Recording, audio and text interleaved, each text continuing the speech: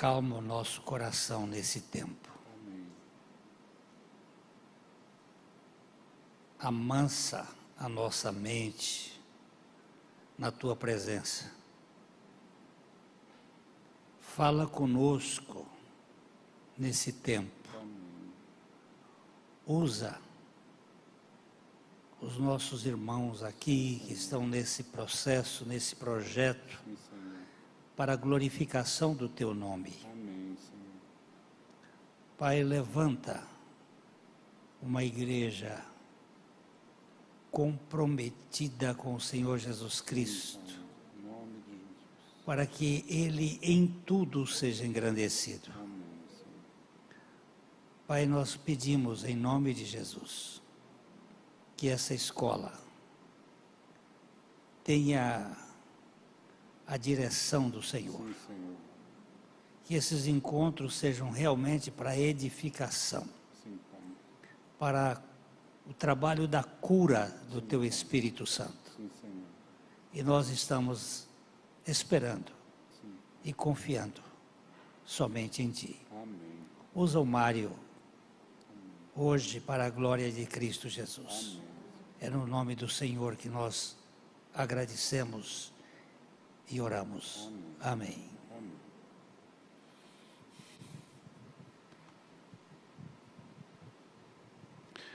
O texto base que nós pedimos e o Senhor nos deu para esse projeto nosso está em Mateus, capítulo 7, verso 24. Mateus 7, 24. A palavra de Deus diz assim: todo aquele, pois, que ouve estas minhas palavras e as pratica, será comparado a um homem prudente que edificou a sua casa sobre a rocha.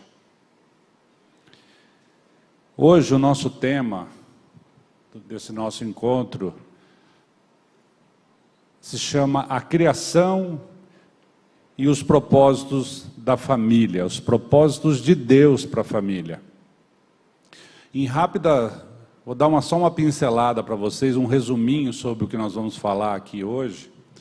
Qual é o propósito de Deus para as famílias? Deus criou a família, criou o homem, criou a mulher, e depois em seguida sabemos que o pecado entrou no mundo. Então há uma divisão, uma separação entre o antes e o depois. Sobre a queda, semana que vem, a Maria Antonieta, conhecida como Cota, vai estar falando sobre a queda, então eu vou falar só sobre os propósitos de Deus hoje, né? E aí, quando nós começamos a pensar de forma prática, o texto diz que o homem prudente, ele ouve a palavra de Deus e as pratica. Hoje nós estávamos aqui um pouco mais cedo na reunião de oração e nós ouvimos, participamos, concordamos com muitas orações e eu fiquei pensando, se quando nós oramos, as nossas orações são verdadeiramente aquilo que queremos que Deus faça, ou é aquilo que nós temos somente a intenção de que Deus faça, mas se Ele fizer, a gente não vai gostar. Dentro das nossas casas não é diferente. Então, quando nós pensamos nesse projeto, na prática, nós pensamos o que motivou Deus a colocar a família dessa forma que Ele fez. A dar ao homem, à mulher e à família a importância que Ele deu dentro da criação, dentro de toda a criação. Nós vamos ver aqui nos textos da palavra de Deus que a família, falando de forma relacional, ela é como se fosse um dínamo, como se fosse um motor que impulsiona os relacionamentos para que a gente viva em sociedade. A família é como se fosse a máquina da locomotiva, que puxa os vagões ou empurra. Quando a gente vê uma composição de vagões com uma locomotiva na frente, a gente sabe que somente aquela máquina é que está puxando todos os vagões. E Deus fez mais ou menos isso com a família. A família, dentro da criação, ela é a locomotiva que faz com que todo o sistema que Deus criou funcione. Nada pode funcionar dentro da criação sem a ação de Deus nas famílias. Nada pode. Então nós vamos ver alguns textos aqui para nos ajudar a entender, né? Primeiro nós vamos para Gênesis, capítulo 1, de 26 a 28. Gênesis 1, de 26 a 28. Também disse Deus: façamos o homem à nossa imagem, conforme a nossa semelhança. Tenha ele domínio sobre os peixes do mar, sobre as aves do céu, sobre os animais domésticos, sobre toda a terra e sobre todos os répteis que rastejam pela terra. Criou Deus, pois, o homem à sua imagem. A imagem de Deus o criou. Homem e mulher os criou. E Deus os abençoou e lhes disse: sede fecundos, multiplicai-vos, enchei a terra e sujeitai-a. Dominai sobre os peixes do mar, sobre as aves dos céus e sobre todo animal que rasteja pela terra. Depois nós vamos para Gênesis 2:18, que fala da formação da mulher. Disse mais o Senhor Deus: não é bom que o homem esteja só. Far-lhe-ei uma auxiliadora que lhe seja idônea. E aí em Gênesis 2, verso 24, por isso deixa o homem pai e mãe e se une à sua mulher, tornando-se os dois uma só carne. Então nós vemos aqui uma sequência da palavra de Deus, de como foi que ele pensou, como foi que ele planejou e como foi que ele fez vir à existência o homem e a mulher, a sua imagem, para resplandecer neste mundo aqui, para representar aqui neste mundo o Criador. Feito isso, Deus disse assim: não é bom que o homem esteja só. Far-lhe-ei uma auxiliadora, não é uma chefe,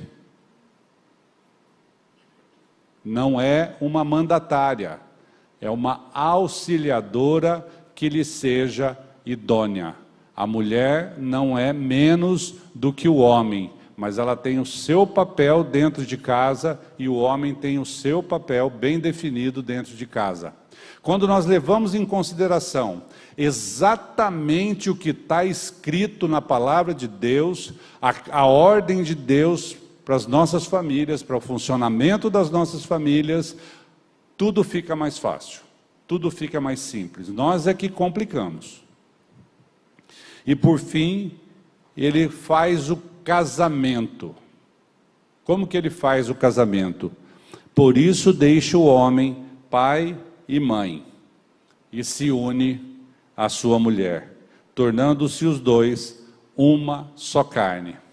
Então Deus fez todo o projeto completo. Criou o homem, a mulher, casou e mandou ter filho. Ponto. Tudo que for diferente disso na família tem que ser pensado ou repensado. Então Deus planejou o casamento, Deus planejou a família e Ele tinha um propósito para a família.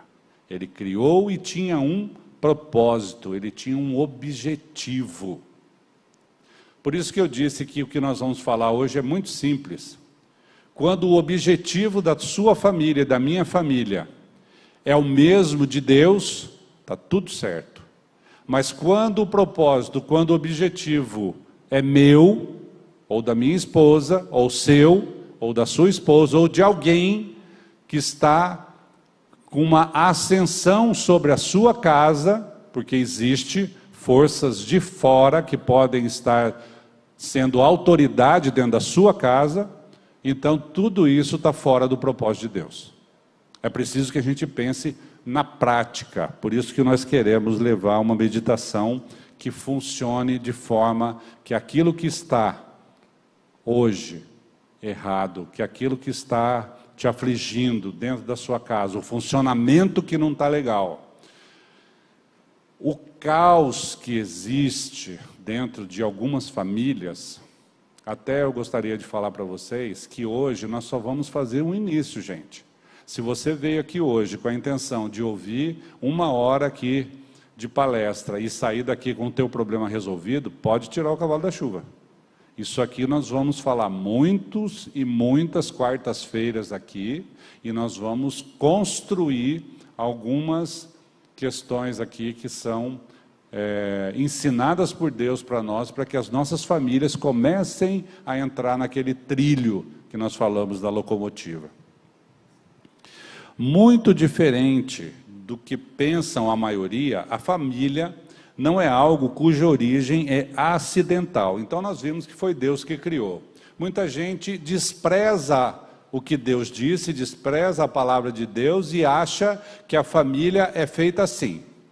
Um dia você estava andando pelo calçadão, encontrou uma moça bonita, olhou para ela olhou para você, os olhares se encontraram, houve uma paixão ali, resolveram conversar, começaram a namorar, resolveram casar, e essa é a minha família. Como se Deus não tivesse nada com isso. A família não é isso. Muita gente vive o caos dentro da família, vive questões que estão afligindo, que estão fazendo até com que os casais cheguem ao ponto de divórcio. E aí o que eles resolvem com relação a Deus? Olha, eu ouvi falar que Deus pode nos ajudar. Então a gente vai pegar Deus e colocar aqui dentro para ver se Deus conserta o que nós já fizemos de errado. É isso? Esse é o projeto? Esse é o propósito? Não. O propósito é aquilo que nós lemos na palavra de Deus. A família não é originada pela nossa vontade, pela nossa paixão. Até o amor que nós temos entre cônjuges é um amor que deve ser vindo diretamente do altar de Deus. Nós não temos condição de amar. O nosso amor, ele vai de 0 a 100 em 3 segundos. Ele vira ódio em 3 segundos. Do amor ao ódio em 3 segundos. Eu que trabalho com casais, sou advogado na área de família, então trabalho com casais. Eu vejo muitos casais que me procuram, que juraram um dia amor eterno no dia do casamento, juraram que nunca iam se separar, juraram que iam se apoiar, prometeram coisas que não podiam cumprir e que hoje não conseguem permanecer no mesmo ambiente, não pode olhar um para o outro. Por que será que isso acontece? O que aconteceu com aquele amor lá do dia do casamento?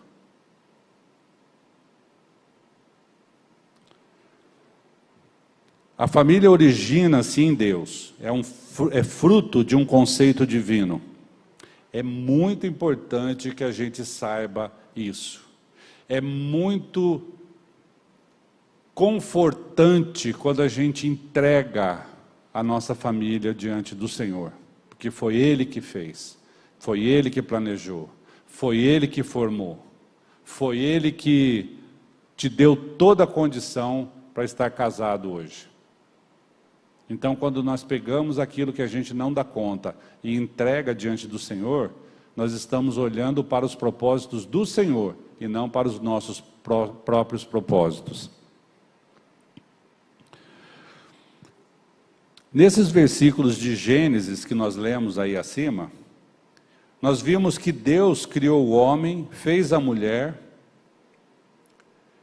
Quando Deus criou, olha só, gente, quando Deus criou o homem, quando Deus fez o homem do pó da terra, Ele fez junto, no mesmo corpo, Ele fez também a mulher, porque depois, o que Ele fez para formar a mulher? Ele tirou a mulher da costela de Adão. Adão veio do pó da terra, mas a mulher não. A mulher veio da costela de Adão. Então ali Deus já tinha um plano para o casal. Ele já tinha um plano de convivência.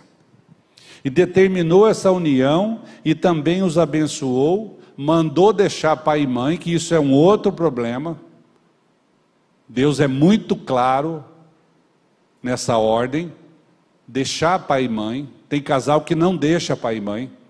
Tem casal que fica na dependência do pai e da mãe. Tem filhinho que fica indo na casa da mamãe todos os dias tomar café e contar e falar mal da mulher para a mamãe.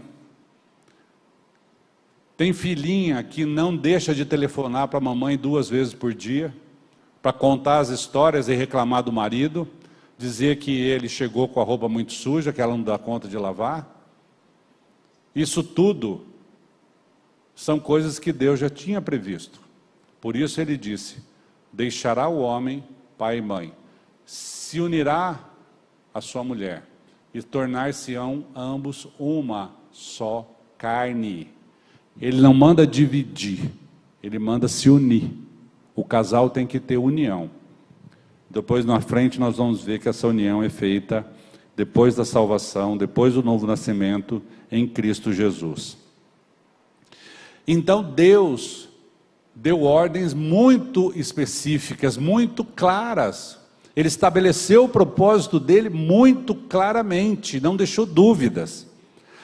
Naquele momento, quando Deus disse assim, façamos o homem, voltando um pouquinho, quando façamos o homem à nossa imagem, naquele conselho, no façamos ali, a gente percebe que está no plural, porque era Deus Pai, Filho, Espírito Santo planejando a criação. E ele disse, façamos a nossa imagem.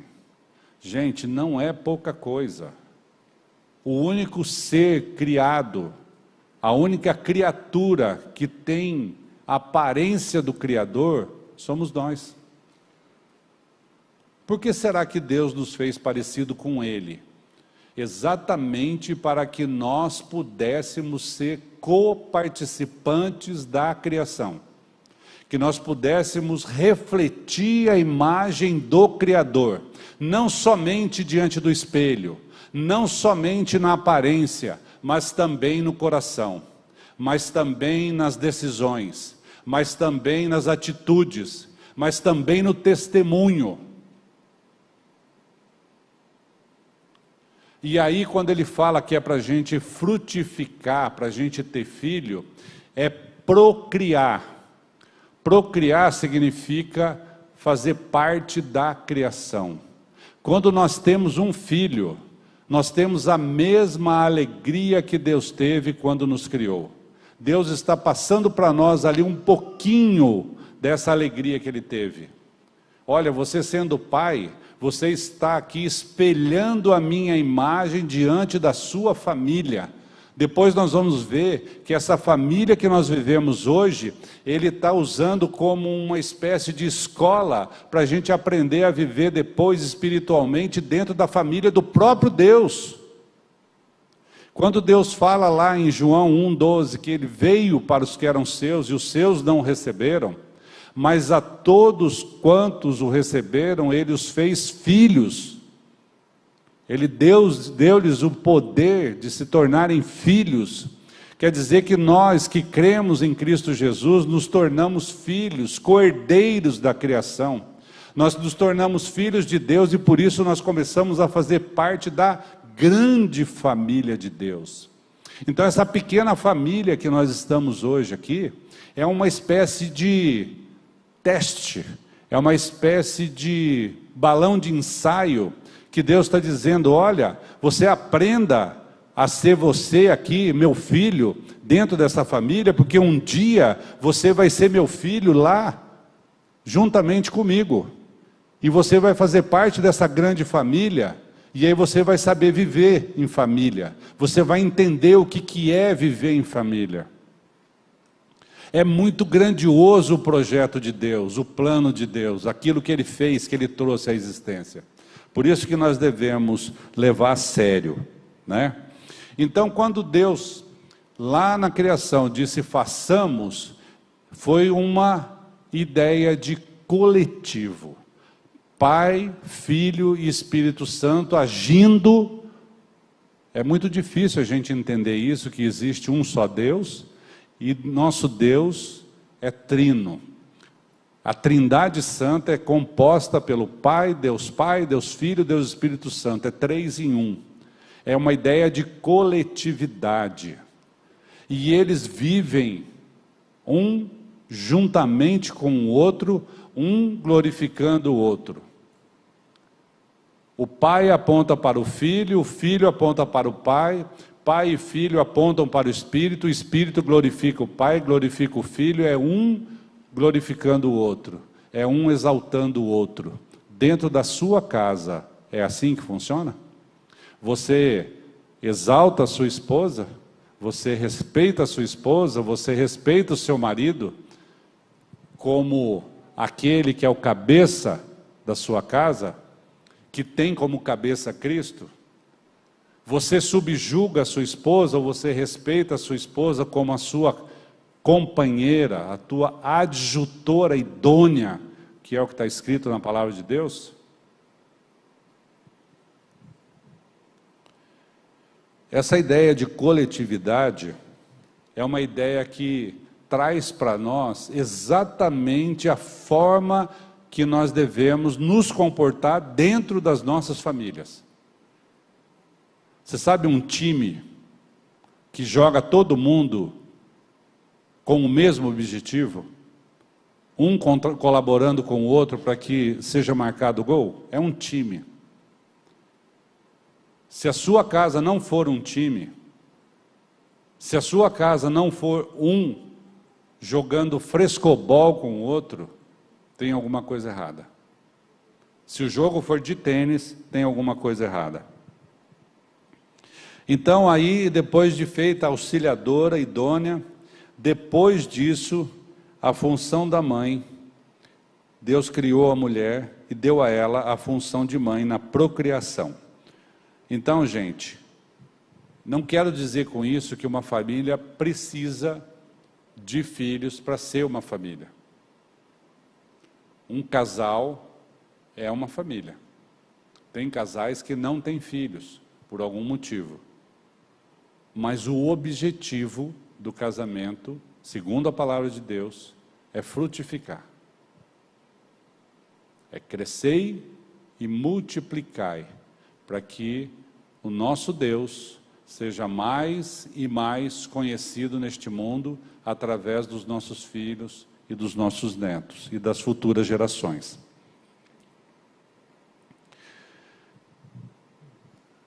Vemos então que a família não aconteceu simplesmente, nem apenas se desenvolveu com o tempo dentro de um contexto social. A família não foi gerada do nada, mas foi Deus que fez. Foi planejada e executada pelas 3 pessoas da Trindade. Feito isso, está pronta a família. E está aí o modelo. Nós temos um modelo de família que nos foi dado pelo Criador. E por que que nós não seguimos o modelo de Deus? Por que que nós não olhamos para os propósitos de Deus e sim para os nossos próprios ou para os do mundo? O mundo tem muitos propósitos. Feito isso, até aqui, alguma dúvida, gente? Até aqui, alguma pergunta, alguma questão? Ou entenderam tudo ou não entenderam nada, né? Como dizia um professor meu. Beleza, então, vamos lá, vamos para frente. Além de trazer a família à existência no mundo, fez todo o plano, deu as ordens, Deus também estabeleceu um lugar para a família. A família tem um porquê. Dentro de tudo que foi criado, a família tem um lugar. Vimos que o homem deveria povoar a terra e dominá-la. Vocês já prestaram atenção nessa palavrinha? E sujeitai-a. Quando eu vejo gente obedecendo o cachorro, eu fico apavorado. Vou dar uma de Maurício aqui hoje. Eu fico apavorado. Porque Deus disse que o homem deveria sujeitar toda a criação. Tudo que Deus criou fora do homem é para que o homem seja servido pela criatura.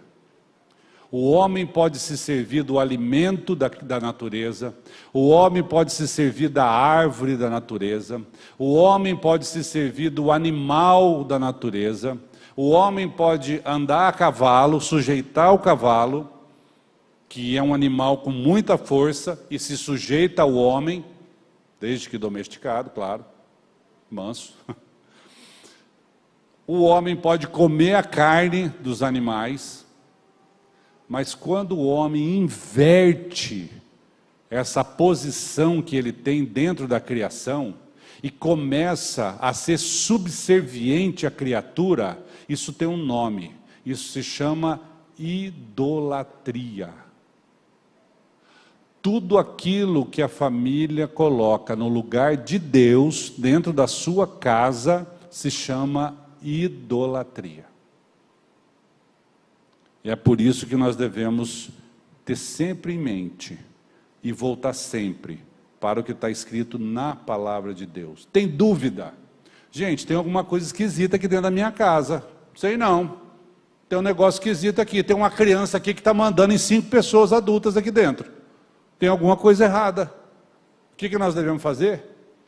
Voltar para o Criador. Voltar para as Escrituras. Aprender com o nosso maior professor.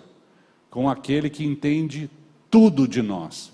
Com aquele que fez o manual do nosso funcionamento. Quando tem alguma coisa errada, peça a Deus o discernimento. Por isso, a família deve estar sempre no dia a dia buscando desempenhar esse papel, o de refletir a imagem do Criador e cumprir essa ordem que Ele deixou. Agora eu quero fazer uma pergunta para vocês. Você crê nisso? Você crê que a palavra de Deus é verdade? Você crê que a palavra de Deus tem poder para mudar na sua vida, na sua casa, na sua família, aquilo que está fora do lugar? Pergunto para os homens, você leva a sua família a sério? Então, para onde você está levando a sua família? Se você leva a sua família a sério, só existe um lugar que nós devemos levar as nossas famílias. E esse lugar é aos pés de Jesus Cristo. Somente para esse lugar é que nós estamos seguros. É somente em Cristo Jesus que nós temos verdadeiramente, em primeiro lugar, a salvação, depois a santificação. Mas em Cristo Jesus, nós temos a certeza absoluta que nós estamos no caminho certo.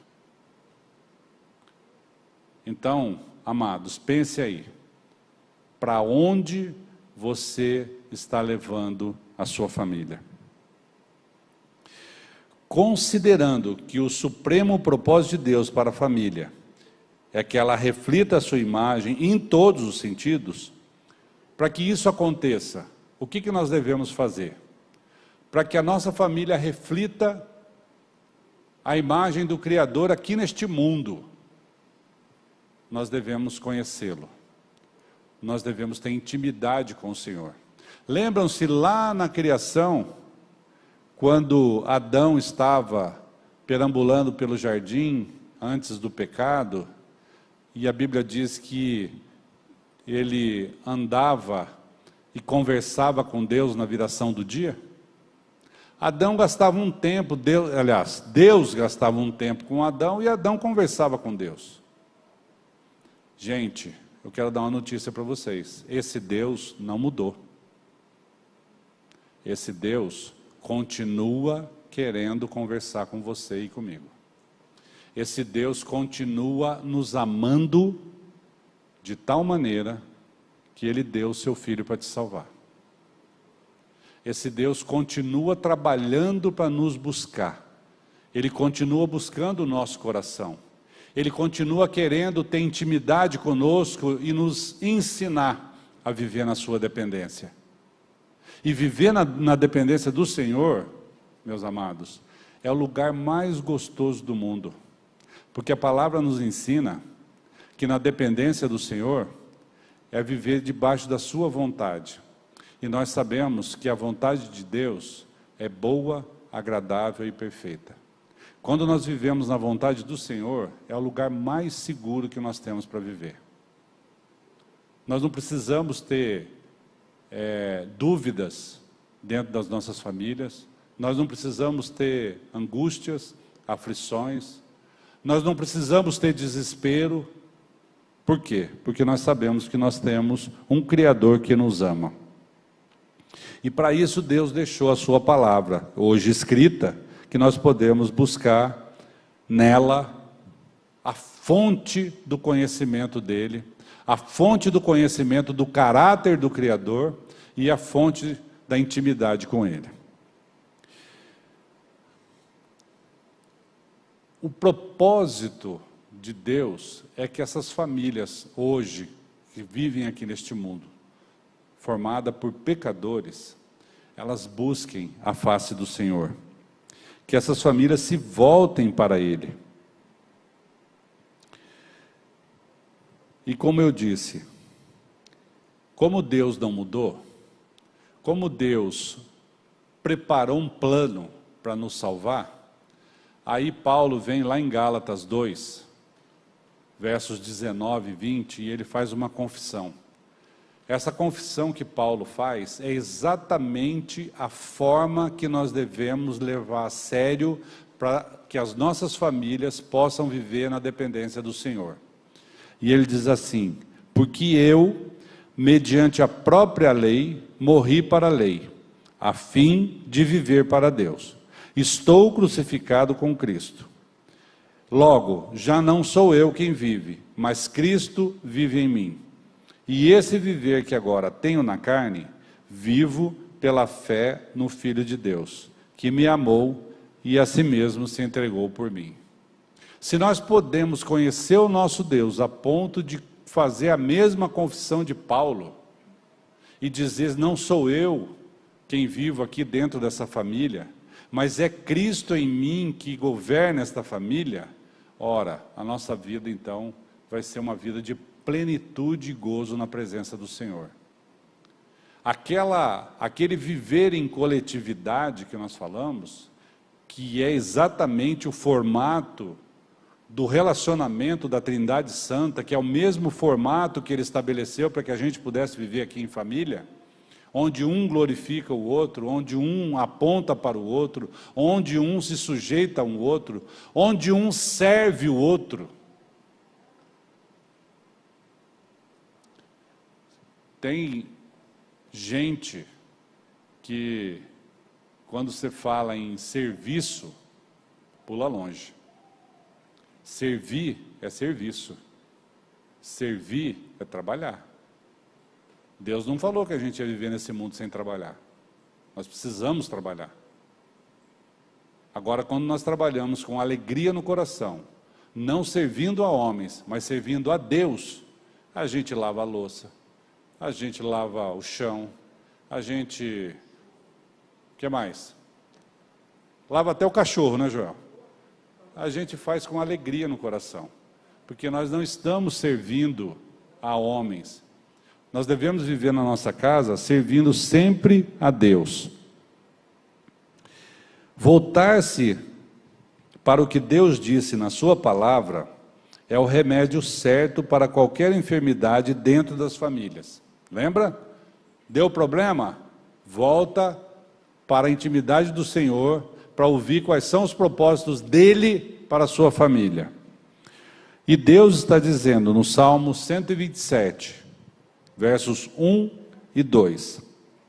Deus Desculpa, se o Senhor não edificar a casa, olha só, gente, presta atenção no que Deus está dizendo. Se o Senhor não edificar a casa, em vão trabalham os que a edificam. Se o Senhor não guardar a cidade, em vão vigia a sentinela. O inútil vos será levantar de madrugada, repousar tarde, comer o pão que penosamente granjeastes. Aos seus amados ele o dá enquanto dormem.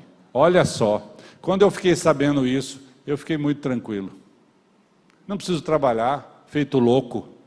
Não preciso levantar de madrugada e dormir altas horas da noite. Não preciso deixar de conviver com a minha família porque eu preciso trabalhar tanto assim.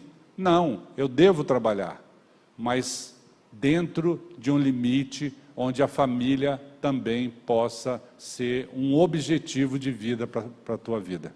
Para você viver, para você poder compartilhar com a família um tempo de qualidade. Então, se o Senhor não edificar a casa, em vão trabalham os que a edificam. O que Deus está dizendo para você?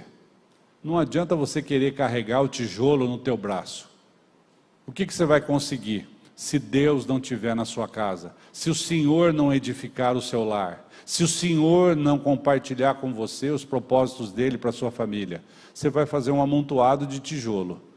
Você vai ter uma casa de pedra, de tijolo, mas você não vai ter uma família aquecida, uma família acolhedora. Não adianta querer edificar longe da presença do Senhor. Outra coisa, meus amados, não é o seu amor que sustenta a sua casa. Muita gente vive de forma sacrificial, porém não baseado na sujeição a Deus. Eu faço sacrifício pela minha família.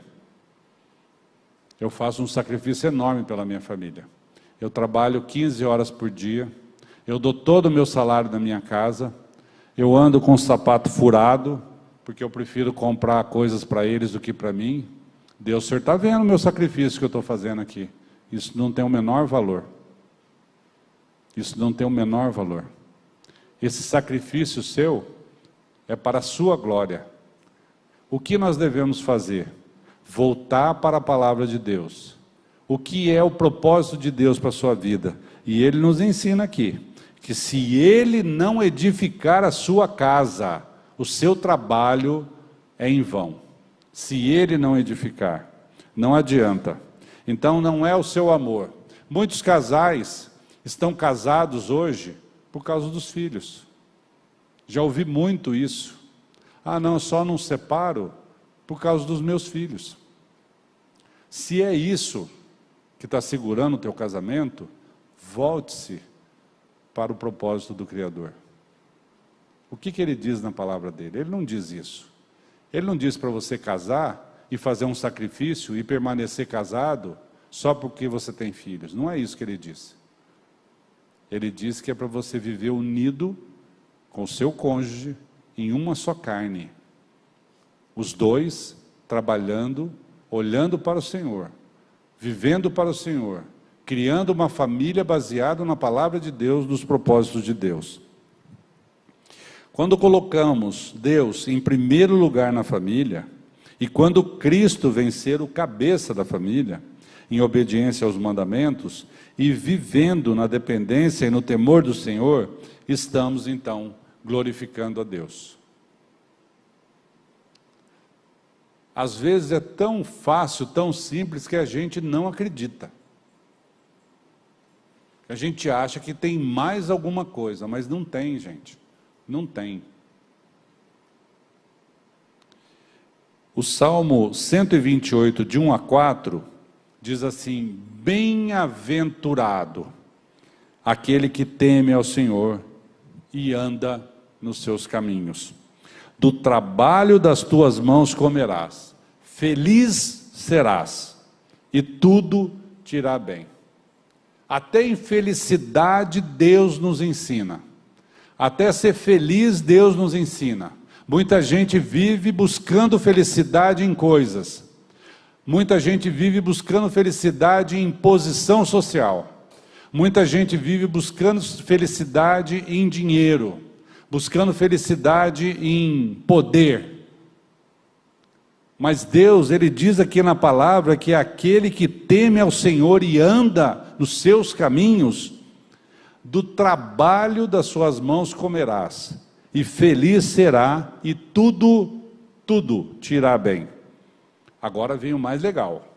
Tua esposa, falando para os homens aqui, tua esposa, no interior da tua casa, será como a videira frutífera. Teus filhos como rebentos da oliveira, à roda da tua mesa. Eis como será abençoado o homem que teme ao Senhor. Esses salmos aqui, que fala dos filhos, à roda da mesa, me levou a lembrar de que o que Deus quer é que nós façamos as nossas refeições juntamente com os nossos filhos. Qual é o propósito de Deus para isso? Por que será que Deus está nos ensinando a viver no aconchego da nossa casa, sentado à nossa mesa, juntamente com a esposa e com os filhos em volta da mesa? Por que Deus está nos ensinando isso? Porque é um tempo que nós devemos ter. Hoje, muita gente está vivendo sentado à roda da mesa, só que ninguém olhando para o outro, todo mundo olhando para o celular. Não tem mais relacionamento, não tem mais troca, não tem mais intimidade. Então, quando Deus, Ele escreveu na palavra dele, tudo isso que Ele escreveu para nos ensinar quais são os propósitos que Ele tem para a nossa família, Ele ensina um monte de coisa. Quando você lê a Bíblia na tua casa, juntamente com a sua família, todos irão aprender. Deus vai falar através do Espírito Santo no coração de toda a família. Todos vão se alegrar, todos vão se aconchegar, todos vão se entender e se aceitar, justamente porque sabem que Deus está trabalhando na vida de cada um, ensinando cada um a ser pai, a ser mãe, a ser filho, a ser marido, a ser mulher, a ser sogro, a ser sogra. Até isso Deus ensina. Então, nós temos uma fonte para buscar conhecimento. Essa escola é uma escola de Deus. É uma escola que nos ensina a ouvir e aprender aquilo que Deus tem para nos ensinar. Sua família tem problema? Sim ou não? Sério? Sua família tem situações difíceis? Tem alguém doente? Tem alguém desempregado? Tem alguém que não está conversando com o outro? Quando eu era pequeno, e eu brigava com a minha irmã e não conversava com ela, a minha mãe ficava prestando atenção. Quando ela via esse movimento, ela falava, vem cá, senta aqui. E chamava a minha irmã, vem cá, senta aqui. Se abraça os dois aqui. Meu Deus do céu. Eu queria matar minha irmã. E minha mãe mandava abraçar. A minha mãe é semi-analfabeta, mas ela tinha uma sabedoria de Deus. Porque, gente, não existe problema que resista a um abraço dentro das famílias. Não existe problema que resista ao amor de Deus dentro da família. E a gente só consegue fazer isso quando nós temos um coração trocado, um coração já de carne e não de pedra.